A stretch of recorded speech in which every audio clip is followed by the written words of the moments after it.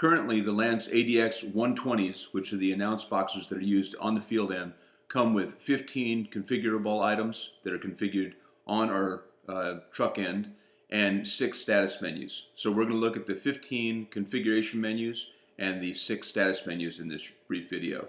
To get to each unit, you tap the menu button twice here, and that calls up which unit you are looking at.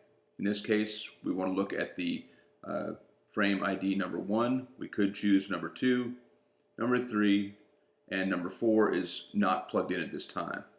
So we're going to go back to device number 1, and we look at the menu, and our first item is configuration item 01.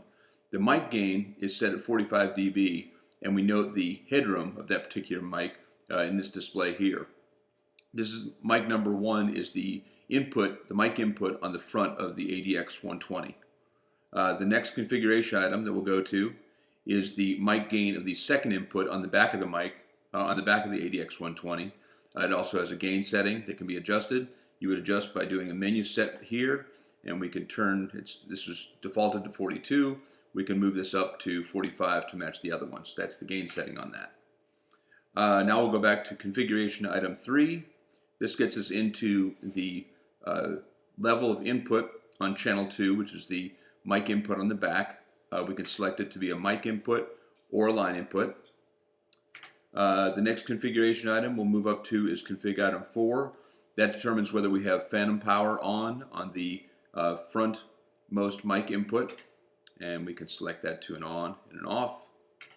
The next config item up is item 5. We can apply the phantom power to the mic input on the back of the ADX 120 as well. It's an on and off there. Next item is config item, turn this off. Next config item is item 6. This deals with the IFB mode of the box itself. This IFB1 is the IFB that's associated with the headset that we use on the front of the box. There are some options here. We have a 2-channel IFB, which is standard. We can go to mono IFB, which puts the interrupt side that we've plugged into the analog patch point here on both sides of the headset. We can also take the mono program, which takes the program spigot here and it feeds it to both sides of the headset. Or we can do a mono summed of those 2 circuits together. And I'll go back to 2-channel here. We'll set that menu. Next we'll go to config item 6. This is the IFB2. This is the IFB represented on the back of the ADX 120. It's currently set up as a wet 2-channel IFB, so it will work with a standard RTS belt pack. We can also have that output fed with a dry signal from the IFB spigot, which is here on IFB2. And we can also have it be fed dry program, so we look at the patch point there.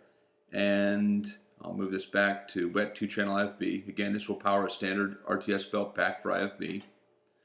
Now we'll go to config item 8. There's variation in headsets and the levels that are needed for it to drive those headsets. We have a normal and a high condition here. We leave it in high for the Sennheiser headsets that we used last week.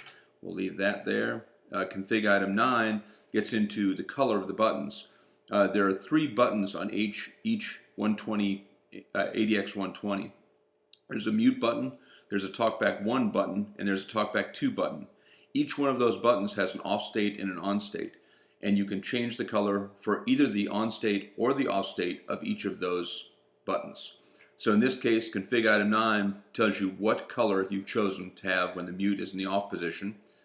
Config item 10 tells you what color you'll get when the mute button is in the on position when you've pushed it down.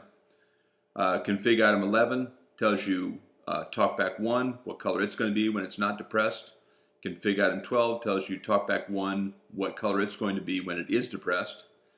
And then config item 13 is the talkback 2 button, what its color is when the condition is off. And config item 14 is the second talkback button when it's engaged, what color it will display. Config item 15 is GPI inputs. They are currently disabled. Look for a future software rev on that. And then we move into our status menus, which gives us the temperature of the board that's within the ADX 120. It lets us know the current draw. It lets us know the voltage, And item 3, status item 4 is the IFB current. Currently there's no IFB plugged in there. Status item 5 is the IFB voltage. There's 25 volts being applied there. Status item 6 is the firmware version for the ADX120. And that is the completion of all the config and status menus in the ADX120 in the announce booth.